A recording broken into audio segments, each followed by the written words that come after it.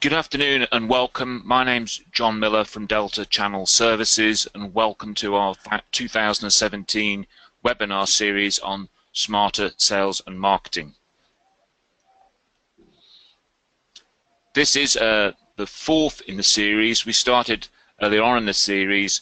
The whole topic matter is around smarter sales and marketing, and we looked at the marketing end, initially looking at making digital content relevant, and over the last 2 weeks, for those of you that did join us, we looked at interactive media, making SaaS websites better, and last week we looked at developing sales and marketing platforms and more engaging customer applications.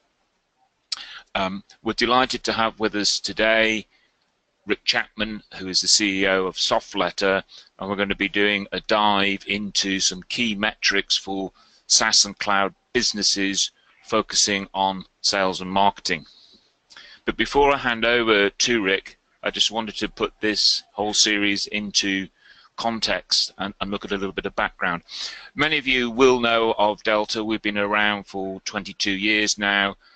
In our early days, we were involved in business development, business transformation, but really over the last 6 to 7 years we've been fully focused on the transition to cloud and SaaS-based businesses.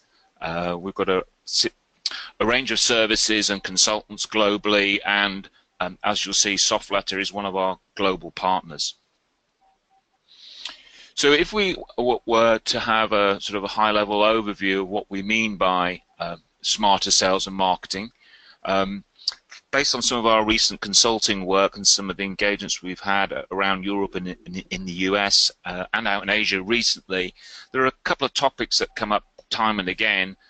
If we're going to talk about smarter sales and marketing, there is an assumption there that you currently know where you are in terms of your cost of customer sales, cost of customer acquisition, and that you've got some baseline metrics in terms of your typical sales cycle times and how long it is taking to get you to market. Quite a lot of discussion as well as to, does smarter sales and marketing only apply to SaaS-based companies?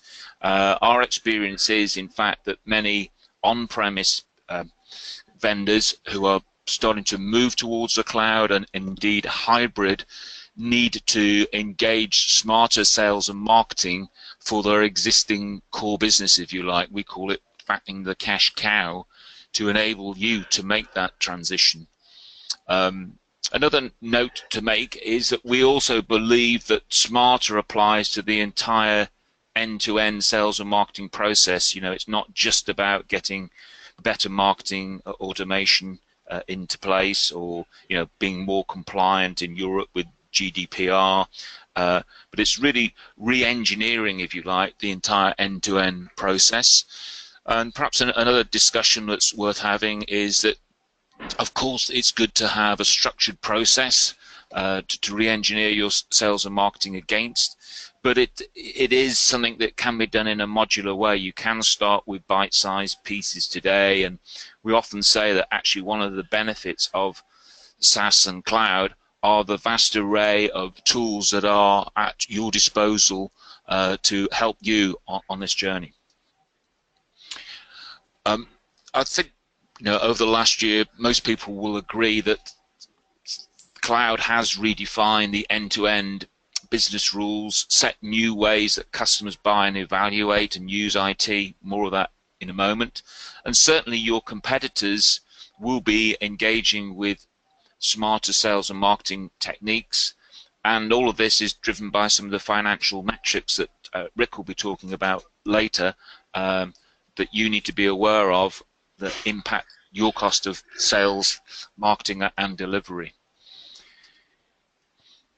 I've been told actually as recently as this morning that these numbers are out of date. I mean, as you'd expect, Gartner and IDC and RightSource are continuously researching the size of the SaaS and the cloud market and how big and how quickly that is coming towards us. But the update I had was really how much of a customer journey is now done in a digital fashion. I think it was Mark, who will be on next week, was telling me that the latest research from Gartner's and others are saying that it's more than 85%, and the assumption always was that the customer journey would be in the earlier stages around the marketing phase, the research phase, but it goes all the way through the sales cycle to closing and service level agreements and post sales. What we think is still true, and certainly based on the feedback that we've had and talking to customers, is that very many sales and marketing processes and teams are still very analog.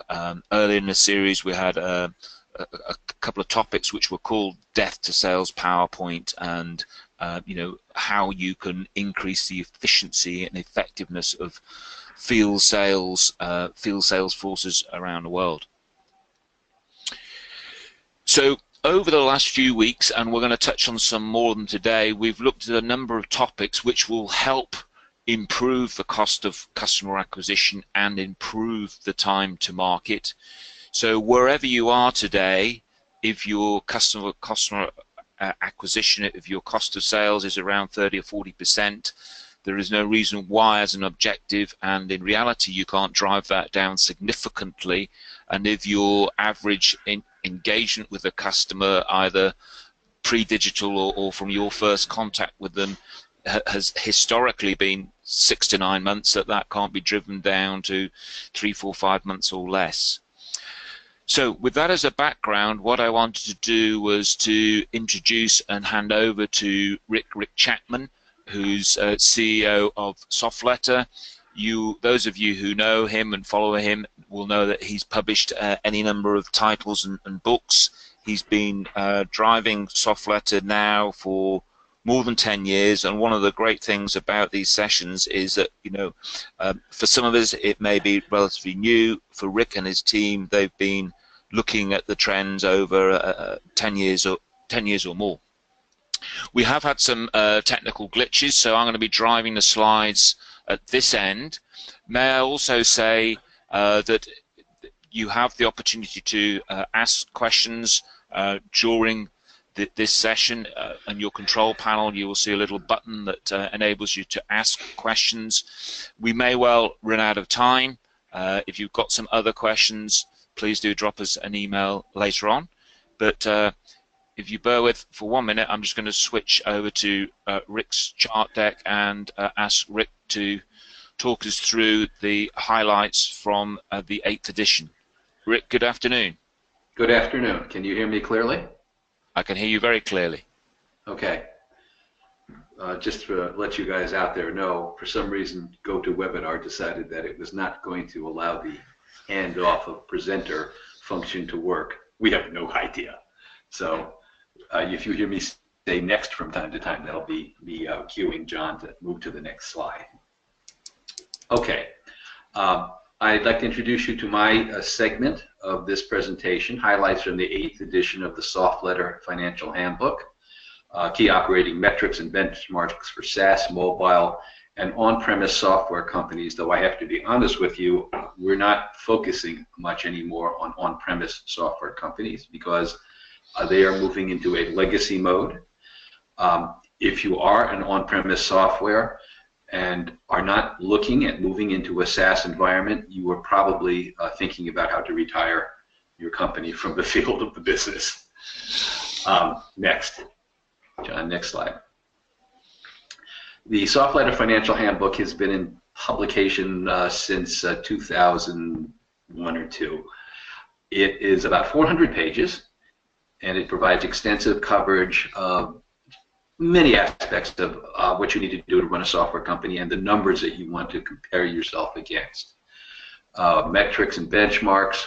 It's basically broken into 4 sections: metrics and benchmarks, mergers, IPO, ventures finance, compensation, and operations issues. Next. There we go. It's only $3.99, a bargain if we say so ourselves. We are going to offer a special deal on other Softletter publications that will include the Softletter Financial Handbook at the end of the session, and we'll talk about that later. Next.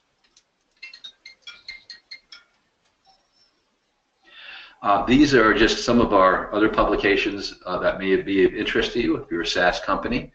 The Soft-Letter SaaS report, which is another 400-page monster, which looks at many of the metrics that John was discussing: customer acquisition costs, churn rates, infrastructure costs, audits for compliance with security measures and privacy, a whole gamut of topics of interest to SaaS companies.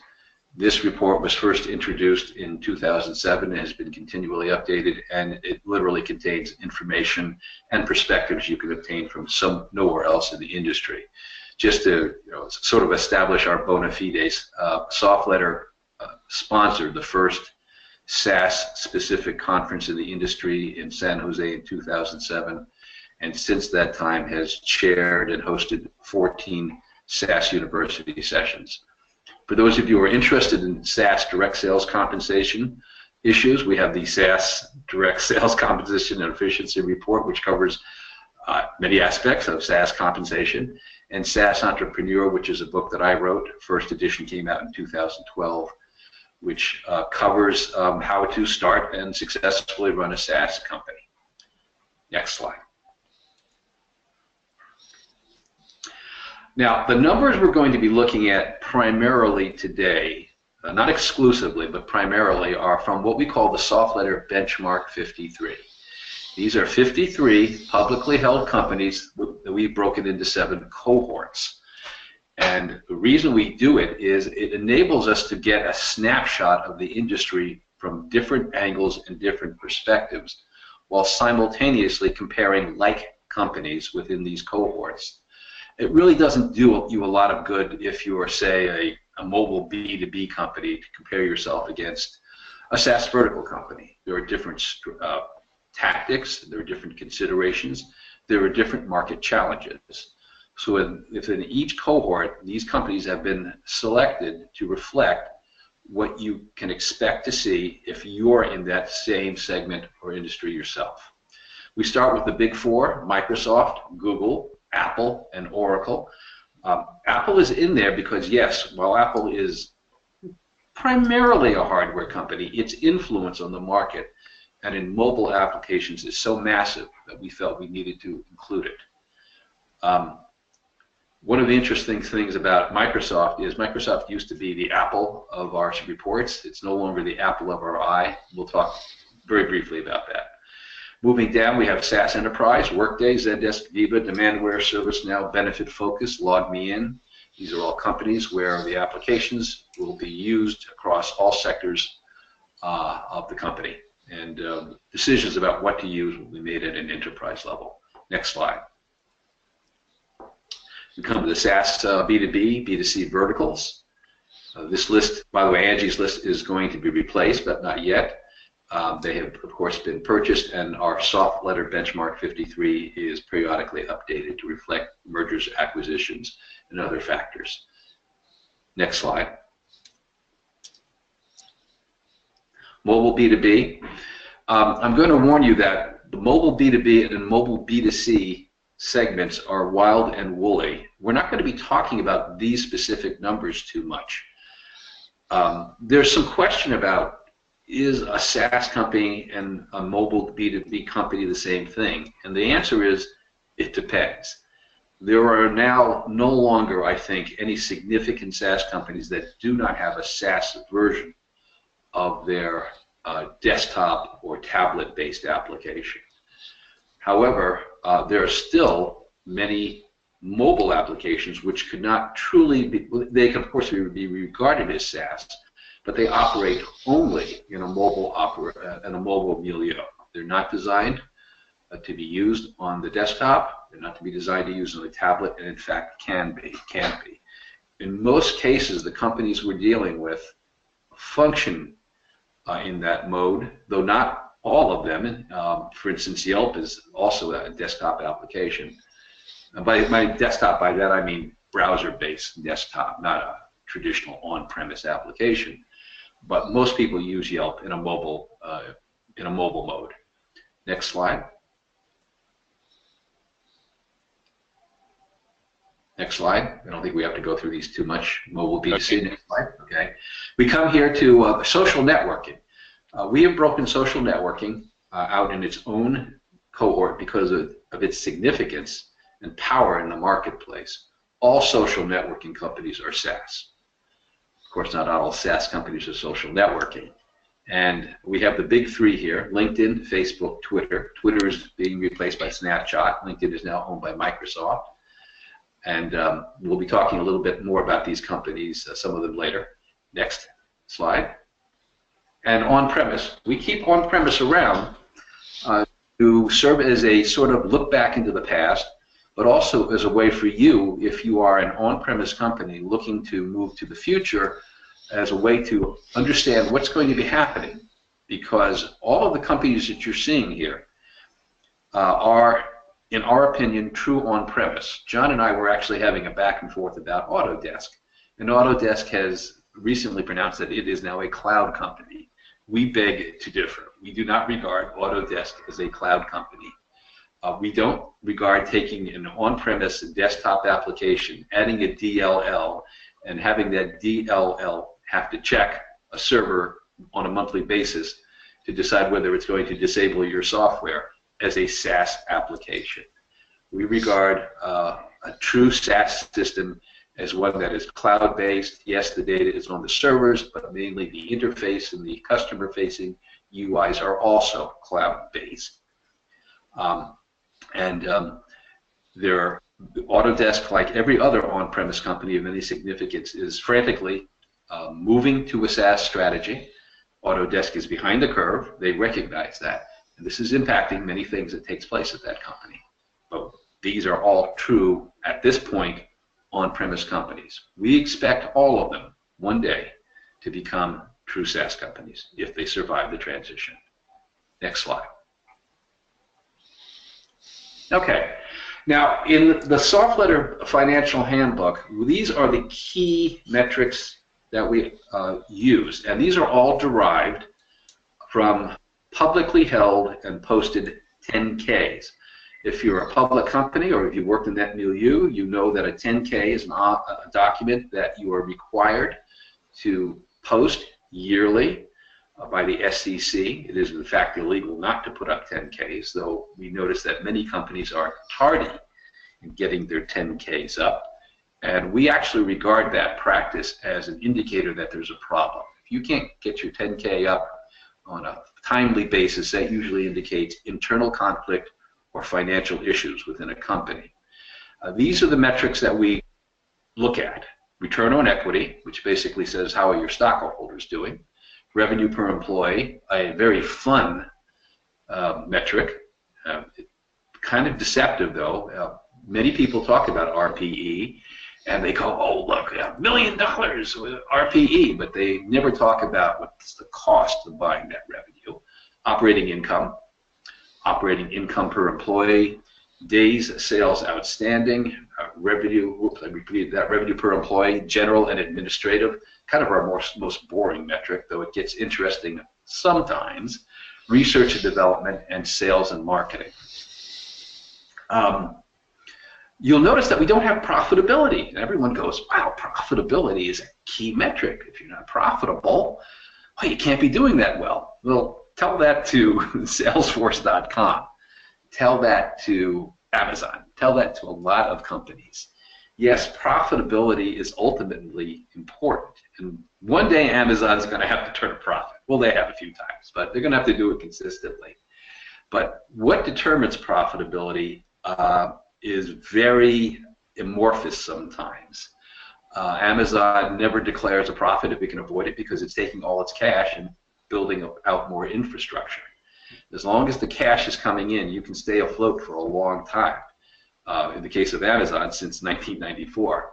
So we do not use profitability. We use operating income and operating income per employee and then revenue per employee to derive what we think is a much better view of how a company is truly doing financially. There are a lot of software companies that out there that practice Hollywood accounting, and you may be surprised to hear that no movie in Hollywood has ever made a profit. Don't know how that happens. Next slide. Okay, this is a bit, came a little smaller than I would like. Well, actually, this is on my screen. But this is where we're first going to be taking a look at some hard numbers here. And we're going to look at the 10 lowest S&M expenditures in the 2014-2015 range. I apologize for the typo there. The reason we're doing this is there were some very interesting things that these numbers show us. Now, of course, it's great to see that Apple is incredibly low. Now, that's a bit deceptive.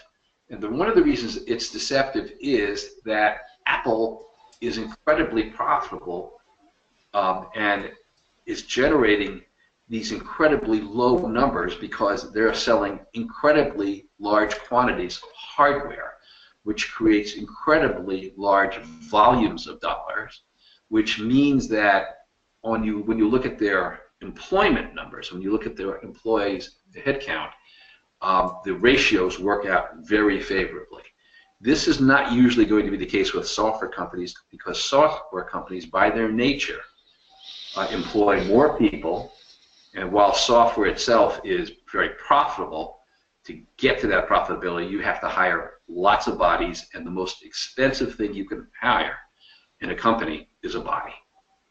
Now, you'll see that there's a lot of small companies like NQ Mobile and Groupon and Turbine. They've got very low sales and marketing ratios. It's terrific. Turbine and NQ Mobile have low ratios because they're small companies. Their numbers are very unstable. We don't trust these numbers, but they are indicative of what happens when you're in a new industry segment that's growing.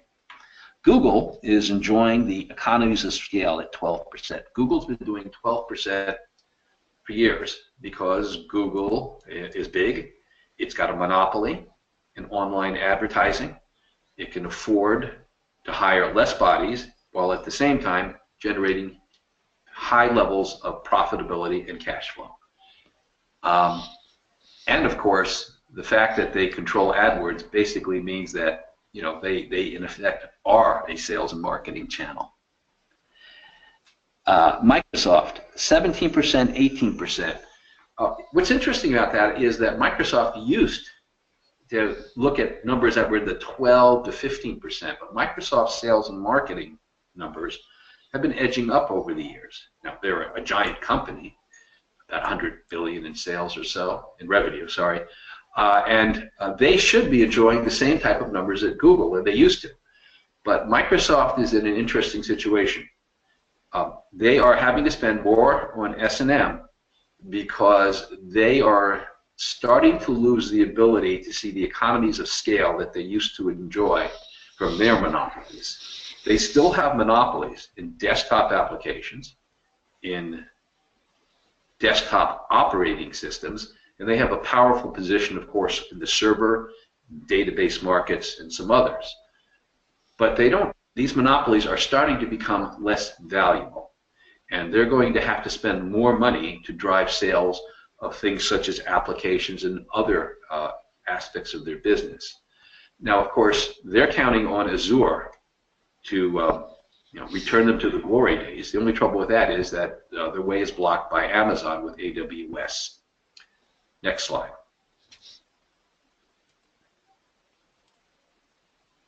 It's just coming. There you go. There we go. Okay. Let's take a look at some numbers here. The big four. What do they spend on sales and marketing as a percentage of revenue? And by the way, this is what we're looking at here, percentage of revenue. Well, the big four came in 14 to 15%. The reason they achieved this is because being large when you're a software company is a tremendous advantage. You generate economies of scale that you will never generate unless you're very large. SaaS sales and marketing. If I were looking to enter into a cohort these days, the one I would stay away from if I had to was SaaS sales and marketing. This is a bloody area to be in because SaaS sales and marketing consists of companies who believe in SaaS sales and marketing, who eat a lot of their own dog food, and at the same time have to convince other people to eat their own dog food, their dog food. And it's just a brutal place to be. We're going to look at some drill downs as we look forward. SaaS enterprise, not as bad as SaaS sales and marketing, but still very high. Why? You would normally think that in enterprise sales you'd be starting to see economies of scale. Well, I'd like to remind you that the SaaS industry is comparatively young. I've been writing about SaaS since 2001 in the first edition of a book I wrote called In Search of Stupidity, over 20 years of high-tech marketing disasters. And SaaS used to be called ASP, and the entire movement melted down and died in 2001. It crawled back to life in 2005. I wrote about that revival in the second edition of In Search of Stupidity. But it wasn't until the year 2011 that SaaS fell down on the software industry like a ton of bricks, like an anaconda dropping out of a tree, and basically strangled the on-premise markets in its cradle. But that's not that long a time ago. So SaaS enterprise consists of a lot of new companies fighting it out in new market segments and new industries that were opened by the SaaS model, and it gets bloody. SaaS B2C verticals, less brutal, because when you're in a vertical market, it's usually more defined, there are less competition, and markets are more easily segmented and niched out. So the bloodshed tends to be less. Social networking, 31%, 35%, another very brutal place to compete, though not nearly as bad as SaaS sales and marketing. The one thing that brings this down is Facebook. Facebook has a gorgeous S&M ratio because they've got a monopoly. One of the things I always tell a soft company, how do we become greatly successful? How do we rule the world? Become a monopoly. And on-premise. Now, this is very surprising. On-premise used to be 20 to 25%. It's very stable. Large companies are what we were looking at in on-premise, and they never used to have to spend a lot of money. They tended to have monopolies or near monopolies. For instance, in the CAD marketplace, Autodesk and Bentley have sliced up the market for decades. There are two players, that's it. So there's only so much that you have to do in sales and marketing. Customer bases are pretty well defined in either camp. But things have changed because SaaS is killing on-premise and it's dying rapidly. Next slide. Okay, let's take a look at some drill downs across the cohorts. How am I doing on time, John? You're doing fine. Another 10 minutes or so will be great. Okay. Apple, as I said, Apple enjoys low ratios here because they're able to, all that hardware being sold, all those Apple Watches and iPhones, gives you an exaggerated development ratio, and it feels really good. Marketo, 62%, 66%. Marketo is a pioneer in marketing automation software, not sales automation, but marketing automation. And they've had to spend tremendous amounts of money on sales and marketing to establish their, what they hoped was clone of Salesforce.com position in the industry. They've had tremendous trouble doing that because while companies view sales automation and CRM is absolutely critical, got to have it. Marketing automation, not so much. Now that may not be true. As a matter of fact, I disagree with that position, but that's what Marketo has had to deal with over the years. And that's what has led to their high S&M. In fact, as you're probably aware, Marketo has been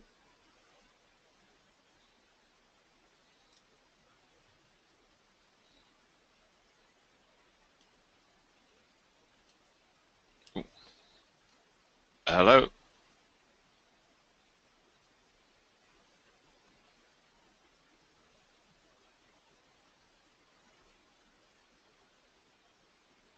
Rick, I think we've lost you, or perhaps I've got cut off. Can anyone hear Rick?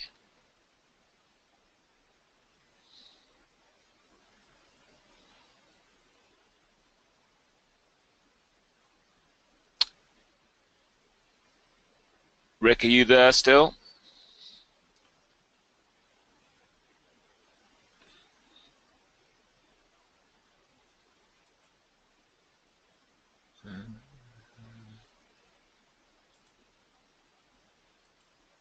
I'm just going to mute a few people. We seem to have got a technical problem. Rick, can you hear? Can anyone hear Rick? Charles, I know you're out there. Can you hear Rick at all? No, no sound here. Can you hear me? No sound. Yes, I can. Hi, Charles. Yes, I can. Hi. It looks like we've got cut off, so we'll give Rick a minute or so to come back. Are you there now, Rick?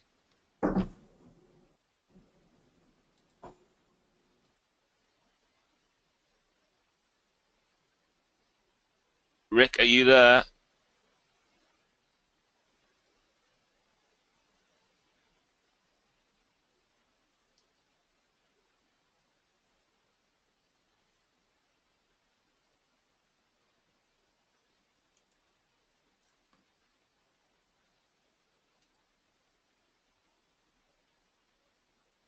I'm just trying to get hold of Rick, see if he's like to be able to join us. If not, we'll come up with a plan B.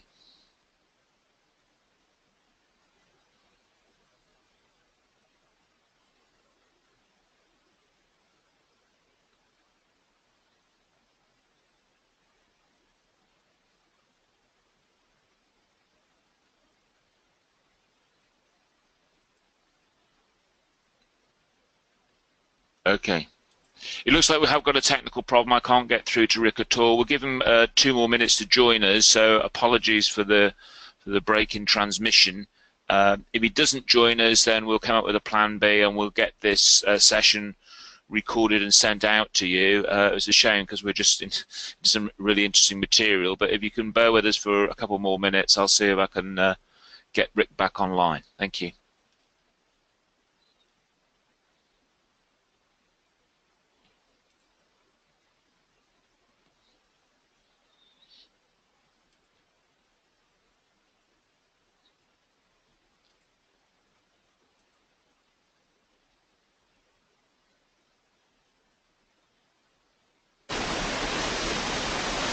Hi Rick, we've kind of lost you. I've just asked people to bear with us for a minute or two whilst we try and get you back. Are you... Okay. All right, I'll tell them to hang on. Okay. Hello there. Yeah, I've just spoken to Rick. His system froze and crashed for no apparent reason. He's going to be rejoining us in a minute, so if you can bear with us, we will recommence from where we left off. I did send a little note out as well. If you have got any questions or discussion points you'd like to raise, please let me know. I know there have been actually a couple of requests for a discussion on sales compensation. In fact, I'm sure that's very topical right now for a number of people. In fact, I'm meeting with a client tomorrow to start to talk about sales compensation plans as they start to move towards cloud in the next year. I'm back. Rick, you're back. It's great to have you back. Apologies to everyone. I think we lost you. You'd kind of got halfway down this chart, but I suggest perhaps in terms of timing now, Rick, we flip through the next couple, move on, yeah? Okay. Just to let everyone know, my system simply crashed. I have no idea why. Windows 10, modern laptop. Oh well. Where was I? Sales and marketing standouts. Okay. Let me just go back to that slide a bit quickly and let me. Okay. Let me see. Where were we? Okay. Quick look at Facebook.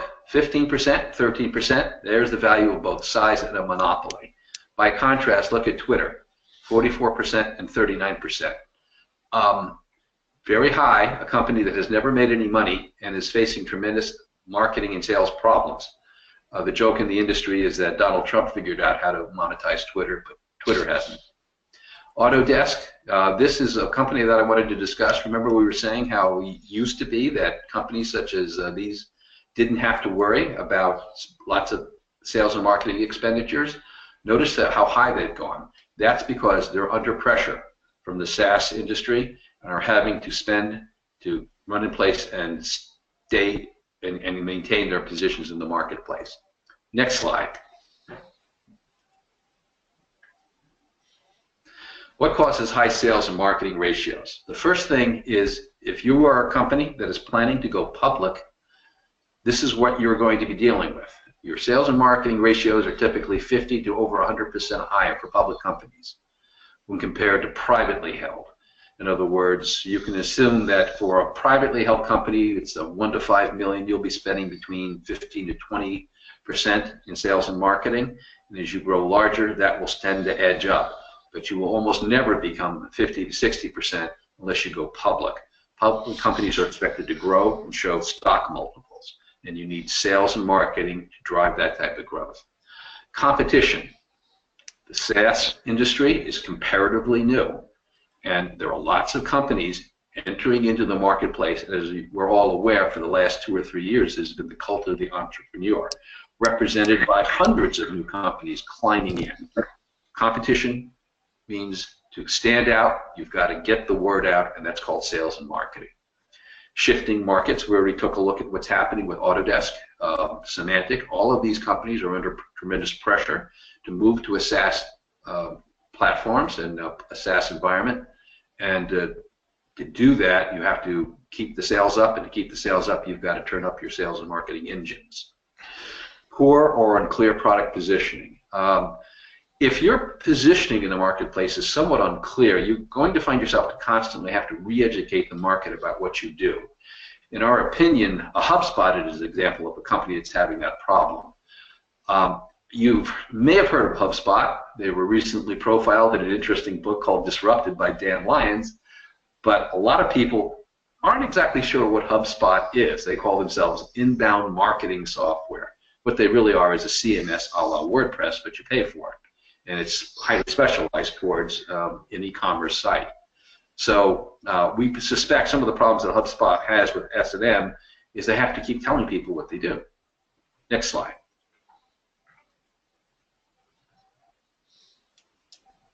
Okay. Lessons you should learn. Size really, really matters. Being a leader in a static market stops being an asset when the market shifts.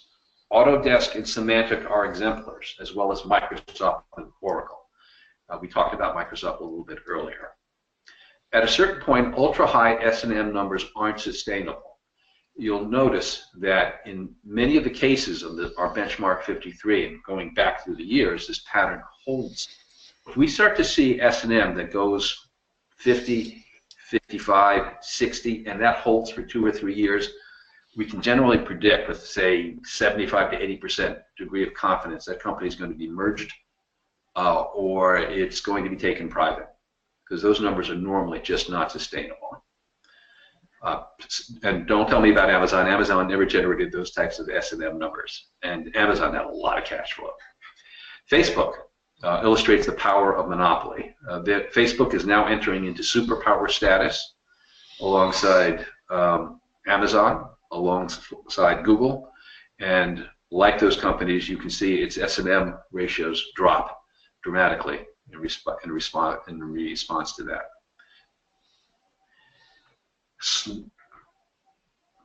Something that is very significant, and this goes back to some of the early comments that John made. Marketing versus sales ratios are changing in SaaS and mobile. When we do a 10K, a company is not required to break out its sales and marketing. All they have to do is tell you what the sales and marketing is. But we do further research to find out what their headcounts are, digging under the hood, as it were. And traditionally, if you were a company, whatever the number was you were spending on S&M, you would say, well, okay, of that amount of money, 80% was going to the sales side of it, 20% to marketing. Marketing headcount is always much smaller than sales headcount. Marketing people are not tied directly to revenue. They support revenue, but not tied directly to it. You can't assign a number that easily. We've actually done it from time to time, and it's interesting to see these numbers. We'll give you a quick look. But that's changing.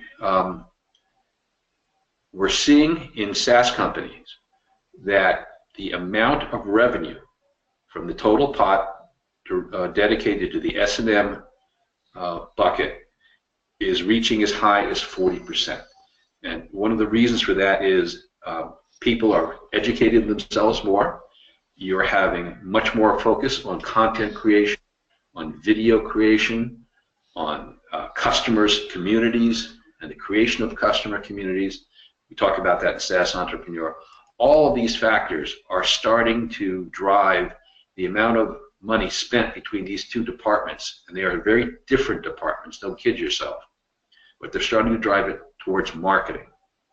This does not mean sales forces are going away. They are not, especially if you're enterprise. If you're in the enterprise, you are going to have a sales force. Every company that starts in the industry and brags for a while about how it doesn't have any sales force. What was that company that was doing this for a while? Station, Australian company, very successful. They have a sales force now. But marketing is now doing more of the traditional pre-sales work. And when you are setting up your sales and marketing department, you should be prepared to think more about staffing, marketing in greater numbers and to dedicating greater resources to it earlier than you might otherwise have thought you needed to. Okay, next slide. This is something of an eye chart. I just wanted to get it in there. We're short on time, but if you look at this quickly, you'll notice that as you get larger as a company, you expect your salespeople to generate $1 million in sales for you. That's traditional in the software industry when you become a certain size. You get a 50,000 base, 50,000 in bonuses, and you sell $1 million in stuff, whatever the stuff is. Notice that annual sales per employee for marketing employees. Now it's $3 million. Now that doesn't mean that they're selling $3 million worth of stuff, but it means that if you assign the total amount of revenue to the total number of people you have in marketing, that's the number you're getting. And that indicates the fact that while that marketing people are supposed to support and be part of the package driving the leads, the programs, the pre-sales education, all of that, which leads to a successful sales force operating at high efficiency. Okay, next slide.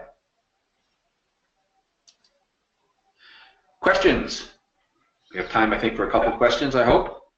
I think we do. We did get a couple in, so if you bear with for 1 minute, I'll just get those to you. I'm just going to switch. Hang on. I've got them here. Okay, I'll share them with you. There's 3 or 4 come up, so I'll explain my shorthand. I'll put them back on the. Can you see these again now, Rick? Yes. Okay, let me explain what was behind these, I believe, and I think I said whilst we lost you for a few minutes, obviously sales compensation at this time of the year is quite topical. People are making budgets, looking at plans for next year. So I think there's a couple of questions here. What sort of trends are you seeing in sales compensation packages generally, and what are the typical annual recurring revenue deal durations that you're seeing going into compensation plans? Okay, in terms of compensation, compensation for high quality and frankly even not so high quality salespeople is going up. Unemployment is going down in the United States. This trend is anticipated to continue, and I think that you're going to find that you're going to have to start spending some serious coin to get good salespeople. I think a few years ago during the Great Recession, everyone was trying to hire purple squirrels. That's loosening up. You're going to have to settle sometimes for the good and the competent, not the great and the unbelievable. Typical ARR deal duration. Some of these stats are covered in the SaaS report. I don't have the numbers right in front of me, but 1 year I believe if you look at the entire universe, monthly, quarterly, I think right now that yearly deals account for about 27% total percent that we measured, and multi-years are like 24%. That has shifted radically over the years. And if you are in the enterprise markets, dealing with larger markets, as opposed to niche and vertical markets, 3-year deals, I think, are now increasing in prevalence. And that reason is, there are several reasons that drive that. One is that multiple year deals allow corporates, purchasers, to negotiate for bigger discounts. The other thing is that corporations do not want to be bothered having to deal with billing every year, every 12 months. They'd like to push that out to 36 months, 24 months. Typically, 36 months is growing in popularity, and you're going to, I think, see that type of trend continue in those markets. Payment of compensation year 2 and 3. Yeah, I think that what was behind that question, I've certainly had this conversation with some sales directors and CEOs. They're a little bit cautious, concerned about forward-paying compensation for 2-3 year deals. You know, what happens to the sales guy leaves? What happens to the customer leaves? So, but just interested in your thoughts and comments on those trends. The trend has always been doggy do trick, doggy get bone.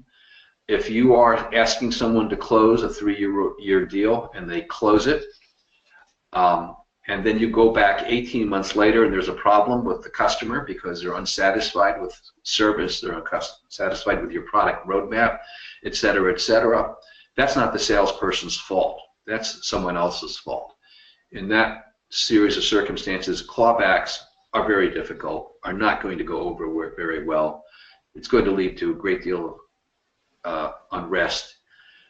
You could have an entire session dedicated to the issue of, you know, what's the ideal compensation plan. Most plans break out that the bulk of the compensation is paid on that first 12 months of ARR, and then you have an additional half point to 1.5 paid out on the duration of the deal. But also the overwhelming trend is to pay once the deal has been closed and the first transfer of funds has taken place. And by that I mean you pay the full commission. You don't pay the commission out, you know, in percentages over 1 year, 2 years, 3 years.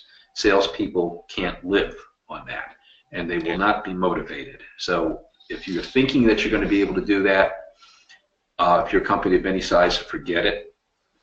And that's one of the big problems facing new SaaS companies is, I don't have enough cash flow. How do I afford a sales force? And there's no easy answers to that. I don't want to get into a discussion of that now, but the answer is start making money as fast as possible. No, I think it's true for companies in transition as well. And perhaps just then a final comment on this. Again, it's come up in a number of guises. You know, is it sensible even to think about clawback clauses? What if a sales guy leaves? What if the customer goes bad? What would be your very short answer on that, Rick? Do you do it, or you just take it on the chin? In most cases, you're going to take it on the chin. Great. All right. Well, I really appreciate that, and I'm sorry we had some technical hitches. I just wanted to wrap up and go back and tell people what we can share with them going forward. So should be back on the air. So the first thing to say is we will send you a copy of these charts and a copy of the recording. So apologies for that. Rick, I think you're also going to offer some deals on subscription of some of your publications. Yeah, we're going to be sending you an offer. You can save $200 if you decide to become a soft letter partner to subscriber, which will probably be the best investment you ever make if you're a SaaS company. That will offer you the opportunity to get the financial handbook, the SaaS report, and the sales compensation guide, as well as some other material for about $600. We'll send you the details in a follow-up email. Okay, thanks, Rick. That sounds a good deal. So thank you so much today, Rick, for the presentation, and the feedback has been excellent as usual. Just a reminder, finally, that our next session, in fact, is next week, where we're finishing this series for this year on the latest in terms of digital sales transformation, which plays to some of the figures that Rick was talking about in terms of sales and marketing expenditure and the overall theme of reducing the cost of sale and reducing sales cycle times. So thank you for today, and hope to see you all again next week. Thank you now, and good night.